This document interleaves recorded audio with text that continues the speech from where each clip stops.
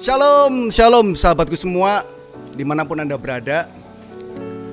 Ketika Anda belajar kebenaran firman Tuhan, akan Anda banyak jumpai hal-hal yang mungkin di luar kendali kita gitu. Ada banyak kisah-kisah dalam kebenaran firman Tuhan yang menceritakan sesuatu yang sepertinya gitu, kalau itu dialami oleh kita gitu, kita bisa berpikir tidak mungkin itu terjadi gitu. Tapi ternyata ada gitu loh. Satu kisah dalam kebenaran firman Tuhan yang saat ini akan kita bahas bersama-sama secara singkat gitu. Ada satu kisah yang ingin saya sampaikan kepada sahabat-sahabat semua gitu loh, tentang seorang anak muda yang kaya gitu. Kalau mendengar anak muda gitu, apalagi kaya gitu, itu menjadi satu pencapaian yang luar biasa gitu. Biasanya orang yang kaya itu orang-orang yang sudah berumur gitu. Tapi di kisah ini diceritakan bahwa ada seorang anak muda gitu, terus kaya gitu. Wow gitu, luar biasa gitu. Nah, bukan cuman muda, bukan cuman kaya gitu, tapi ada satu pertanyaan yang menggelayut, yang masuk dalam berpikirnya dia gitu.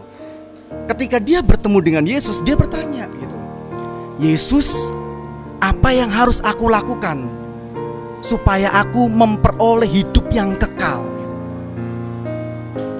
Ketika Yesus mendengar pertanyaan orang muda ini gitu, Yesus memberikan satu penjelasan yang secara umum itu dikerjakan oleh semua orang gitu. Yesus berkata, kamu harus menuruti perintah-perintah Tuhan.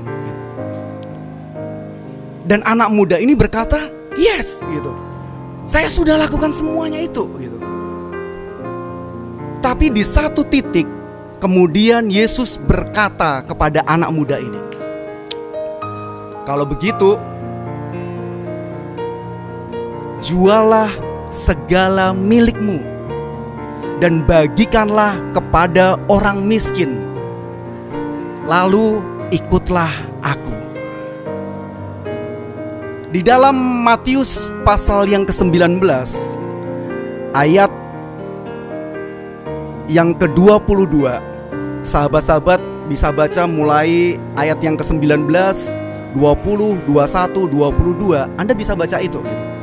Di ayat yang ke-22 Anda akan menjumpai satu kenyataan yang di luar logika kita gitu. Kenapa? Ketika orang muda itu mendengar perkataan itu, mendengar perkataan Yesus untuk menjual segala miliknya dan membagikan kepada orang miskin, pergilah ia dengan sedih sebab banyak hartanya. Saudaraku, kalau Anda melihat kenyataan ini gitu,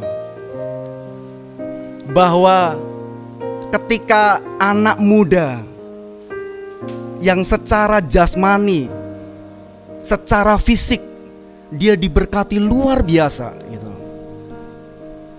tapi di titik itu juga rupa-rupanya hatinya itu melekat dengan harta yang dia miliki gitu.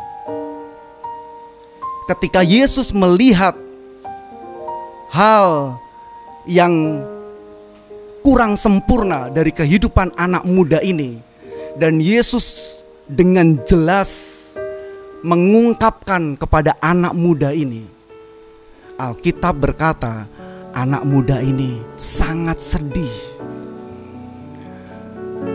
Saudara, di masa pandemi seperti hari-hari ini, segala pencapaian kita, segala hal yang sudah kita perjuangkan, itu bisa dalam hitungan menit habis dalam hidup sahabat-sahabat semua. Pencapaian-pencapaian, prestasi-prestasi semua yang kita upayakan, baik dalam pekerjaan, baik dalam karir, baik dalam apapun, itu bisa hilang, bisa lenyap. Tapi tahukah saudara-saudaraku, justru di saat pandemi ini sebenarnya Tuhan sedang mengingatkan kepada kita semua bahwa semua pencapaian-pencapaian yang sudah kita lewati, yang sudah kita raih, itu tidak boleh membuat Tuhan menjadi nomor 2 dalam hidup kita. Semua prestasi-prestasi yang sudah kita lakukan itu tidak boleh membuat Tuhan menjadi nomor 2 dalam hidup kita. Apa yang terjadi dalam kehidupan anak muda ini mungkin juga bisa terjadi dalam kehidupan kita. Yang harus kita lakukan, kita harus siap melepaskan semua pencapaian-pencapaian kita, semua hal-hal yang kita raih, semua prestasi-prestasi, bahkan semua harta dunia yang menjadi pengejaran-pengejaran kita hari-hari ini. Lewat pandemi ini, Anda dan saya diingatkan kembali bahwa semua itu berasal dari Tuhan. Dan seharusnya kita memfokuskan diri kepada Tuhan. Kalau mungkin hari-hari yang lalu Anda mencurahkan segenap tenaga, segenap waktu, seluruh kemampuan dan seluruh hidupmu untuk mengejar hal-hal yang duniawi. Dan ketika semuanya itu Anda raih, Anda punya, Anda menomorduakan Tuhan. Ingat, Tuhan kita tidak ingin dinomorduakan dalam hidup ini. Mari sahabat, kembali kepada Tuhan.